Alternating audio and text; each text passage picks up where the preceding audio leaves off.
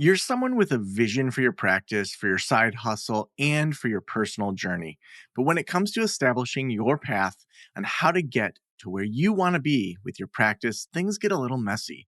You're also someone who'd prefer to go in person instead of to groups and listening to everyone else's story. To me, it sounds like you could benefit from one on one consulting with our experienced practice of the practice consultants.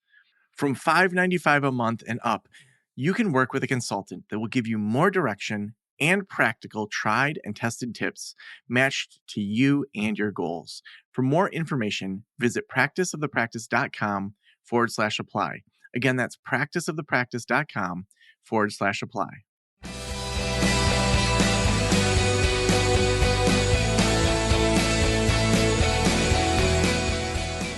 This is the Practice of the Practice podcast with Joe Sanok, session number 1011.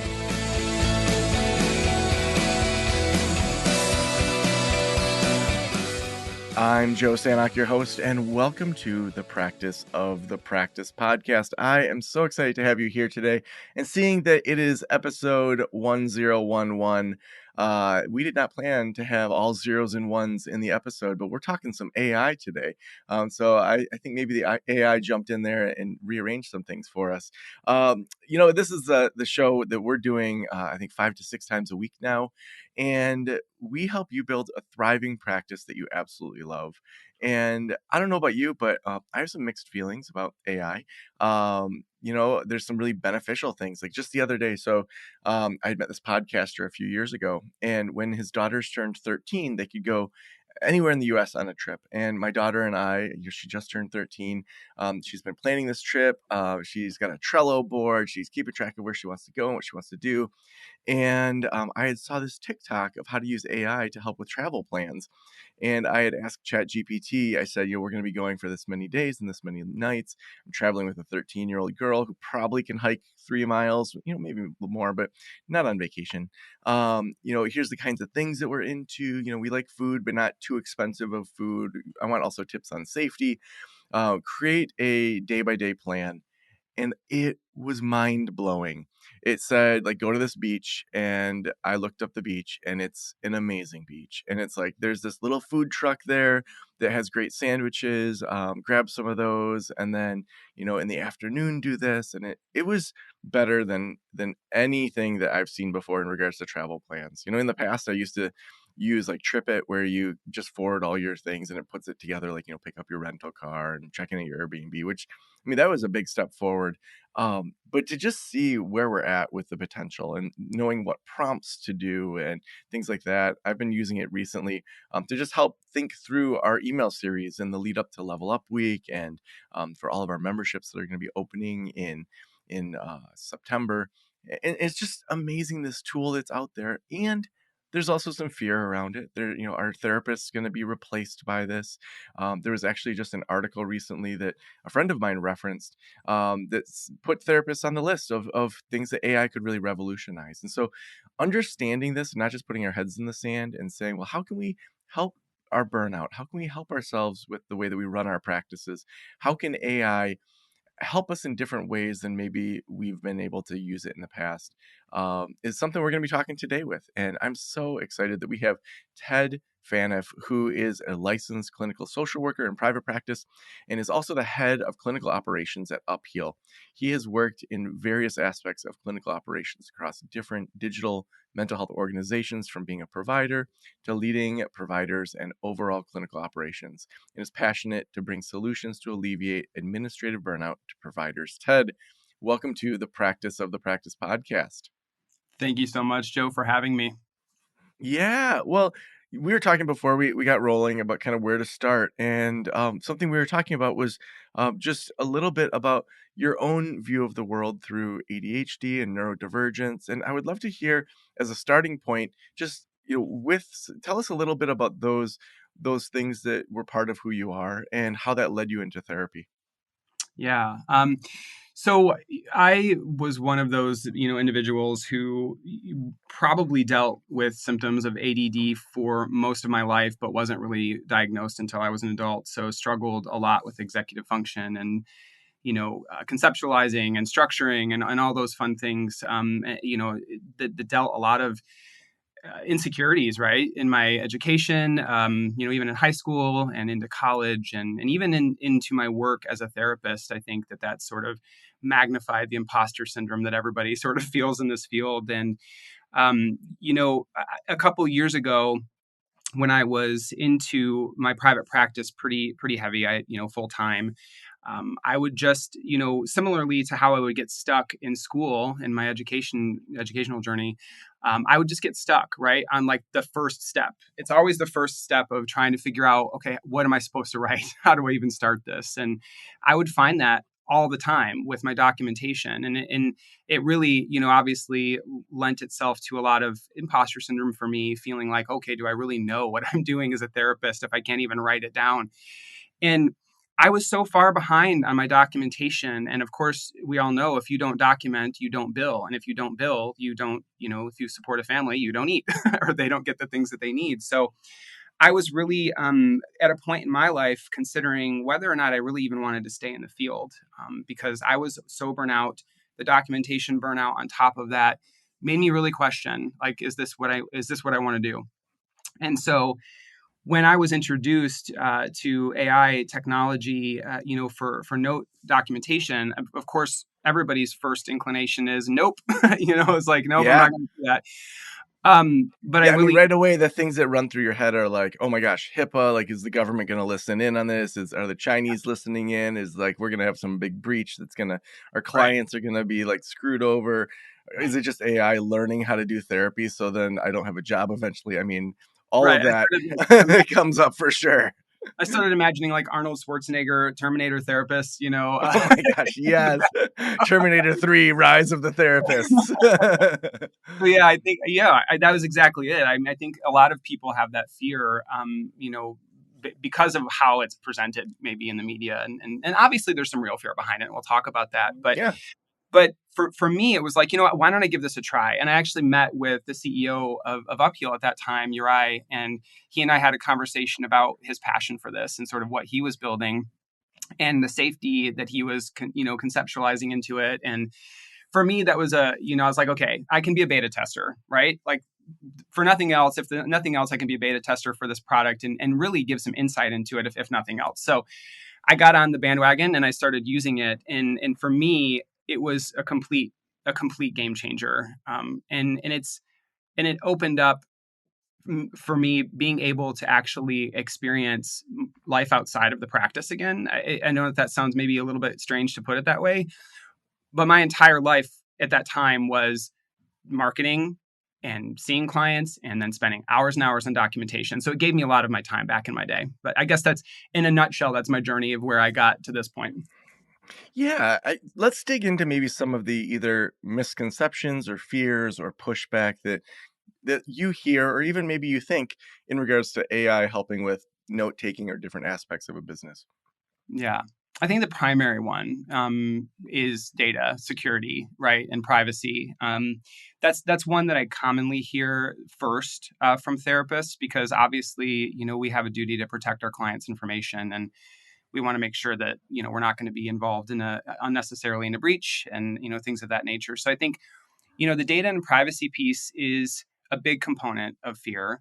But I also think that what you and I were kind of joking about earlier is a very real fear as well, which is AI going to completely take over therapy, right? I think that there's a lot of concern in this area, as well as other fields, right, about what AI is capable of and what it can do. So those are the main two concerns that I hear people talk about quite a bit. Yeah, yeah. And what's the reality? Like what are you seeing? What are like I guess yeah, what's the reality there? Yeah, well, obviously, we joked about it. I don't know, and I actually wrote like a blog piece on LinkedIn about this. I don't think that we're ready for the robo rebellion yet, with respect to AI replacing therapists. And the reason I think that is because when COVID, let's just talk about when COVID happened, right? When COVID happened, we saw a huge shift in the clients and the therapist comfort level to shift, services online. And now we're starting to see sort of a shift back to more in-person sessions. And what I typically see is usually about, therapists doing about 60% telehealth, for 40% in person. And I bring that up because, there's always a level of technology adoption and comfort level, right? With where people are at and accepting technology sort of integrating into the workflows. But with therapy, there's always this aspect of the necessity for human touch that is both wanted by the client and also obviously by the therapist themselves. So there's always this human touch that AI will never ever be able to replicate. Um, you know, so I think that even if we were really good, right? Even if we were really good at creating, a therapist AI sort of situation, um, there's always that uncanny valley. I think if you've ever heard that terminology before, that uncanny valley that AI can't quite overcome, which is essentially that humanness that is present, obviously, when you're talking to another person. So I don't think that, at least in the foreseeable future, we'll ever get over that, and I don't think clients will either. There might be certain aspects of the population, Joe, that might gravitate towards a more chat bot, sort of therapy. And I see this maybe in the younger generations. They might want to engage with that, but I still see chatbots as being sort of prescriptive, still guided by therapists, or at least, as an augmentation of services rather than taking over our role completely. Yeah. Well, and I think that, like, not that every human voice doesn't have the power to try to change our world, but if we get to the point where AI can be as good as a therapist or better, and be a virtual Sigmund Freud, a virtual John Gottman, a virtual whoever therapist someone wants to work with, um, we're probably kind of powerless at that point to Yeah. really push back by just saying I'm not going to use that.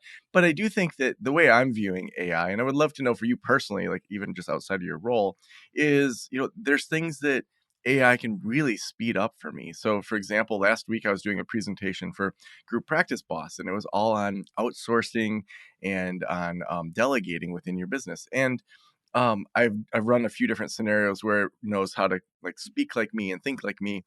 And I just said, I need to have kind of 7 of the biggest, like, kind of common mindsets that people have against delegating or outsourcing. Things like no one can do it like me, or my business is my baby. And it's like it came up with these great ideas that became prompts on a slide for me, that I, of course, adjusted. But then when I'm actually publicly speaking, I'm still bringing in my own experience, my own application, my own case studies. But that basic, just kind of brainstorming bandwidth that we have to use to just come up with those sorts of things, you know, I'm 99% of the way there by having AI help me with that. And then it's my responsibility to kind of have that be my own style after that. How are you thinking about AI, either, personally or in regards to like business or anything? You have your own practice. Like, what kind of things are you playing with or testing to see if it's going to help you in your business or personal life? Yeah, I really I've started to utilize AI tools more for like conceptualizing, or at least pulling together, like you said, a lot of information to give me the bullet points. Right? If you want to learn about a topic, for example, and you want to become as up to speed as possible on it, you can kind of utilize any sort of AI prompting, ChatGPT, Claude, different thing like that, to sort of say, hey, this is the topic I'm interested in. Give me the most salient points that I need to know. Help me sort of learn as much as possible about this particular topic. And I think that because in my particular role in my world, I task switch all the time, and so I try to use these tools to give me the most information succinctly and organized way as possible. And like you said, I think there's always that element, though, of you still have to go into it and you still have to organize it to what makes sense to you, or to provide some of your own voice behind it. But I think that the majority of the way I use it is organizational, right? And you know I don't typically, well, and obviously I use it for my documentation. So, I mean, for me, in my practice, that's the single like most use where I use AI. I use AI to write all my clinical documentation, or at least provide me. I think that you would use the word, well, similar to an outline, right? It's an outline in my therapy note. It's about 85% done. I go in and I just review it really quickly. and I kind of sign off on it to make sure that it meets all of the needs that I have to capture the session information. But there's all sorts of other, even I see people utilizing AI, in even in creating professional like photos, right, or kind of giving prompts to kind of create creative images for their website marketing and different things like that. So it just, I think, by and large, what we're saying is it takes out a lot of the mental like real estate sometimes, to conceptualize something, and it gives you, a platform, just to basically to go from, right. And I know it's hard to kind of put in words, but it takes out majority of the guesswork or the thinking work, to give you something to work off of. Yeah. Yeah, I think that when I think about my own burnout, when I had my counseling practice, before I sold that back in 2019, or even when I was working at community mental health or with wraparound or foster care, I mean, the actual clinical work was my favorite part, Yeah. talking to therapy clients and seeing that change and having that face to face interaction. And the progress notes, the intake paperwork, all of that was, the billing. It's like, oh my gosh, I hate this part. But like you said at the beginning, if you don't document, it didn't happen. Um, Mhm. when you think about areas of burnout, I know that's another specialty of yours. Um, in addition to progress notes, just where are you seeing burnout areas that therapists need to pay attention to? Um, Outside of documentation, I think that in general, obviously what we're experiencing right now is, the increased caseloads, that are, I mean, I think access to care being so critically, you know, there's so much of a need right now for mental health professionals, I guess. Let's just start with that. So I think because there's so much of a need for mental health professionals, there are a lot of people who need help. There's not a lot of people who can meet that demand. And so our caseloads are just really, really growing. And I think by and large too, I don't know, maybe a lot of people could have said this throughout the ages, but I feel like, what we're seeing are a lot more complex cases too. And I think that the complex cases combined with so many of them and the expectations to take on more and more clients, I think that's the significant portion of burnout, that I see. But I think in general too, like if you're looking at it from a private practice perspective, there's just that aspect of all of the things that you have to do, right? Like you have to market, you have to actually do the clinical work, you have to do the documentation, you have to, you know, maintain CEUs. Like there's so many things that make our particular profession susceptible to burnout, just by all the moving pieces. Yeah.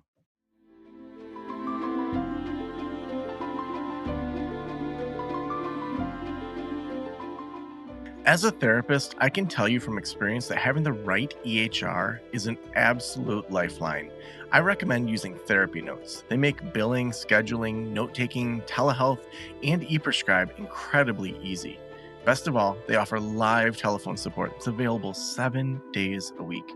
You don't have to take my word for it. Do your own research and see for yourself.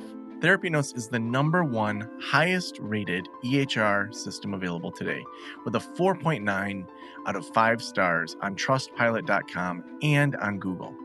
All you have to do is click the link below or type promo code Joe on their website over at therapynotes.com and receive a special 2-month trial absolutely free. Again, that's therapynotes.com and use promo code Joe on the website. If you're coming from another EHR, Therapy Notes will also import your demographic data quick and easy at no cost, so you can get started right away. Trust me, don't waste any more of your time and try Therapy Notes. Just use promo code Joe at checkout. Now, when you think about a practice owner implementing AI note taking through something like Upheal, before we get into the actual implementation, are there things that you need to have kind of in order, like ducks in a row, before you even consider that? Or is it sort of something you can just jump right into? Like what's the prep, I guess, is my real question. Well, I always say, when I'm talking to people, I'm doing demo calls or whatnot for Upheal, obviously doing your research is the first thing, because there are a lot of different note taking companies out there. But I do believe that, each one, has its strengths and weaknesses. But so I would encourage everybody to do at least the free trials that are available on lots of the different platforms. But by and large, one of the things that I would say prep wise for a therapist to help them get ready for AI documentation is to really do their homework about the benefits, right? But also the informed, like to help you build out your informed consent, process. But I usually tell people, because one of the number one questions that I get is, well, do clients actually want this, or are clients resistant to this? And what I usually say in response to that is, well, that depends on your comfort level. If you can talk comfortably about AI and how it can help you deliver better care, and how it helps you as a therapist sort of maintain your focus on them, which in reality creates better outcomes, right?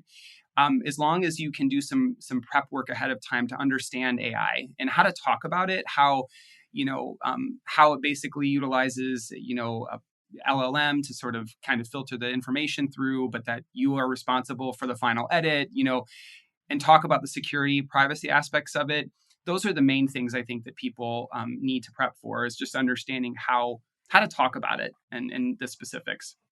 Yeah, and when you think about how to talk about it, do you have sort of a script or some kind of key points that people should say when they're talking to their clients or introducing them? Yeah. So what I usually coach people on in this is really to focus on the present centeredness, right, aspect of the therapy process and how important that is. And for some people, documentation, they sort of see it as very paramount to the delivery of care, but for many people, they sort of see it as secondary. And when I'm talking to my clients, that's the way that I approach it. I say, the documentation process is an important one, that we have to do because we want to make sure that we document progress. But more importantly, I want to make sure that you and I are able to keep our eyes on one another, so that I can understand what you're going through when we're talking about, some of the things that you're bringing to the table. I don't want to have to be looking at another screen or say, I'm sorry, that's a really important point. Let me write that down. I want to be able to be human with them in the moment. And that's sort of how I coach people to sort of address it, is to say, AI, um, you know, ironically, we're worried about it, taking away humanity of therapy, but I feel like it really helps infuse humanity back into the therapy process by taking away that documentation burden. Mm. Yeah. So, assuming that the clinician feels comfortable with implementing it, they know how to talk to clients about it. What's the actual process with Upheal or with other platforms that you think? I guess like what's the typical process of what that looks like to actually have AI helping with note taking? Yeah, it's pretty easy actually. I mean, there one of the things I forgot to mention too is you obviously want to prep a really good informed consent as well. And so at Upheal we actually give templates for that as well to sort of guide the language that you can use. It's been vetted by our legal team as well. But basically building that into the informed consent process in your paperwork, but also having that conversation when a client first starts with you about what the AI is used for, why it's there, like we've been talking about. But really, Upheal allows a couple different options. Like you can actually have Upheal take care of the client consent paperwork and things for you, or you can do it, build it into your own, like I just said. But really, it's adding the client to your practice, in Upheal. And sometimes people are using client mnemonics. They might use like initials to further increase the anonymity of it, based on if they use Upheal solely for their documentation and video integration, because we have both. But sometimes people who are using other EHRs, they just want to use initials and client numbers. So it's basically putting the information into the system. And we have a couple of different ways to integrate it into your practice. We have a Chrome extension that can be utilized for people who are using electronic EHRs. And really on the client side, it's just basically having that first conversation with them to say, this is what I use Upheal. Here's the consent. And then in the back, it operates in the background, right? So there's not a lot of client prep work that needs to be done. And from a therapist perspective, it's just setting up your practice and knowing what tools within our platform are most integrated into your workflow. Hmm. Yeah. So when you think about like a group practice owner, I know you can have great technology, you can have great EHRs, all sorts of other tools that are supposed to automate things, and then people don't use them correctly, they don't use them appropriately. What do you have in regards to suggestions for, from a management standpoint, kind of like a clinical director or an owner standpoint? What are extra things that they would have to think about in regards to implementing AI throughout a practice? Well, I think it just depends, obviously, on your mix if you have W-2 or 1099. You can't force, obviously, anybody to utilize this technology. So I think that's one aspect to consider as a group practice owner. Um, a lot of our group practice owners that we work with, how I typically see this going is, they will have conversations with us first, and we will kind of give them, the ideas of how to structure the conversation with their practice, with their people in the practice. And then basically, what a lot of people are saying is that they'll have like this group meeting with all of their staff, and they'll sort of let them know what it is, and they'll kind of talk it out, right? And then we provide onboarding, for group practices and things like that, where we will be on, with the group practice, with any of the therapists who are going to be utilizing it, so that we can actually show them how to use the product correctly, to get the most benefit out of it. So, but I think by and large, the first thing you got to do is get the buy-in, right, from your Mm-hmm. from your staff, and then it's pretty easy to use, and it's just basically showing them, how to use it and how to integrate it into their workflow. Mm. Wow. I mean, it's amazing. Like I was just talking to my dad last night, and he's a psychologist. He had a private practice. He was a school psychologist, and he said to me, if I was starting a practice today, I feel like I would have to consult with you, Joe, because there's just so many things that are so different from the '80s. And I'm like, yeah. I mean, he was faxing networking things to people in the '90s, and that was cutting edge. So it's amazing to see how far technology has come. In a second, we're going to wrap this up with the final question, but I would just love kind of big picture. Where do you hope to see AI go in regards to supporting therapists? Like, are there areas that you're watching, or areas that you just are excited about, or any just things that you're like, wow, like what could happen in this space? How do you hope it addresses burnout, better clinical outcomes, other things in this space?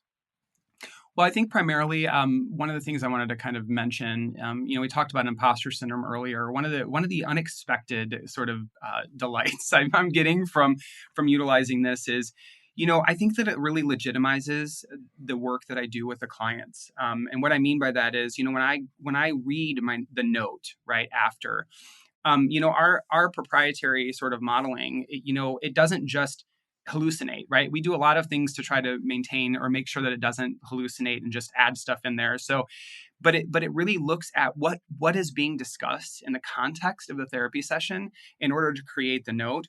And so on the other side of it, when you're reviewing the note as a therapist, you can go, gosh, I really do know what I'm doing, right? Like it really helps you sort of see like, you're doing really great therapy work, because the model actually can capture it and say, this is what you did, and this was the client's response to that. So that's one area where I think it really is helpful for burnout, right? To make sure that it legitimizes and it sort of like proves to therapists who might be sort of like, I don't know what I'm doing half the time, or I feel like I don't know what I'm doing half the time. It sort of like demonstrates, yeah, you do. You know what you're doing. But I think in the coming years, what I'm sort of excited about, I think you're going to see AI, obviously helping therapists expand on their abilities and sort of augmenting the delivery of their interventions. I think you're going to see more assistance with diagnosis and complex differential diagnosis, which I think is maybe challenging for therapists sometimes. Um, I think that you're going to see it, which, being able to provide more prescribed psychoeducation, right, on topics that are specific to the client. Or even one of the things that's sort of been interesting, I've been having some conversations with insurance companies. I think that you're going to see AI helping to solve to or analyze practice documentation data to maybe determine risk of audits, right? Or like, Mm. some of that sort of information to sort of help therapists go, okay, maybe I need to, think about this a little differently, or I need to word this a little bit differently. So I think that there's a lot of different things that AI is going to be able to, to really assist with that I'm really excited about in the future. Mm, so awesome. Well, if every private practitioner in the world were listening right now, what would you want them to know? Great question. And you were right. You said most people think about this, and I think I've got an idea. So I think right now I'm seeing the resistance, right? I'm seeing a lot of resistance to AI, in incorporating AI into therapy practice. But what I'll say is that AI is going to be incorporated one way or another. And I encourage more therapists to get involved in shaping this, right? To meet the ethical needs, the guidelines of our clients, versus resisting the change and just sort of watching it happen in front of you. The more voices that get involved in shaping this, right, and adopting it, adopting the technology, the more that we can shape it to work with our field and not against it. So that's where we're going to see like AI not replacing therapists. It's not in the resist. It's in the get involved, right? Get involved and sort of help shape this on a level to make it work for us and not against us. Mm, so awesome. Well, Ted, if people want to connect with Upheal, if they want to hear more about it, where should we send them? Yeah, you can go to upheal.io/Joe. We'll have some information there for everybody. My email, I'll put it out there. I have an open door policy. Like as a head of clinical operations, I really want to talk to the therapists that we're helping and benefiting. But anybody can email me at ted@upheal.io. I'm more than happy to kind of answer any questions that they might have. Oh, so awesome. And thanks so much also for giving 25% off of the first 2 months with that promo code Joe. So upheal.io/Joe. Ted, thank you so much for being on the Practice of the Practice podcast. My pleasure, Joe. Thanks for having me.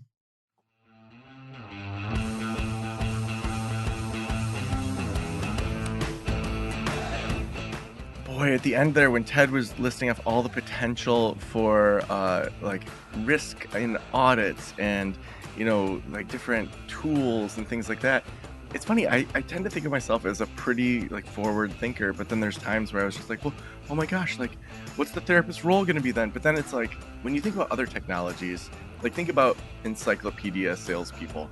If they heard about the internet, they'd be like, oh my gosh, we're going out of business. And they did, like my family had encyclopedias at the house, and that's no longer needed, nor a good use of shelf space. Famously, Henry Ford said if I asked the people what they wanted, they would have said a faster carriage. And there's always this push and pull of early adopters in technology that then sort out a lot of the kinks. And then kind of the first wave of people, which is where I think we're kind of starting to dip our toes into right now. And then when a lot of those kind of kinks and best practices and a lot of the, early, companies sometimes shake themselves out and the better ones hopefully rise to the top. That wasn't true with VHS and Beta. Beta, from what I saw, was actually a better product, even though VHS, was more marketable and whatever reason. But we see then that natural where in the middle we start to see it really take off. And I love Ted's call to action at the end to be a part of this. I interviewed David from Vital.ai, the mindfulness and meditation AI, where you can literally say, hey, I need a meditation for myself. I'm going through a divorce and co-parenting issues and this and that, and it makes an AI meditation for you. I've personally found things like that are more customizable to be really helpful for me. And it makes me think, like, what am I doing that could also maybe be a part of this conversation? So I hope this inspires you. I hope also if you have ideas but you're not sure where to turn, you'll reach out to our team, you'll reach out to other freelancers out there that help with AI development. Try something out. The world needs your amazing brain to help this conversation. And I'm so glad that Ted kind of drove that home at the end there. Also, we have some great things coming up here. So we've got Level Up Week coming up in mid-September. It's going to be 4 days, 4 webinars a day. We've got panels, we've got experts. You can read more over at practiceofthepractice.com/level up, and you'll get all the emails about what amazing free webinars are coming up during September. And then also, I am going to be the closing keynote at the Mental Health Marketing Conference down by Nashville, Tennessee, down in Franklin. So mhmarketing.org, if you use promo code Joe at checkout, they'll give you, I think it's 25% off your ticket. So we are joining them as well. So if you want to hang out in person or virtually, make sure you sign up for those events. And we could not do the show without our amazing sponsors. And today our sponsor is Therapy Notes. Therapy Notes is the best electronic health record out there. They will help you transition from whatever EHR you're using now that you're frustrated with. I was just talking with one of my consulting clients about how with one of these other EHRs, that for them to give their clinical director access to it, they actually have to get full access to everything, all the numbers, all the everything. Like there's not different roles within it. Therapy Notes does it so that you are better able to manage your team. You're better able to see what's going on. They have live support that can help you. Head on over to therapynotes.com. Use promo code Joe at checkout to get a few months for free. And thank you so much for letting me into your ears and into your brain. Have an amazing day. I'll talk to you soon. Special thanks to the band Silence is Sexy for that intro music, and this podcast is designed to provide accurate and authoritative information in regard to the subject matter covered. It is given with the understanding that neither the host, the producers, the publishers, or guests are rendering legal, accounting, clinical, or other professional information. If you want a professional, you should find one.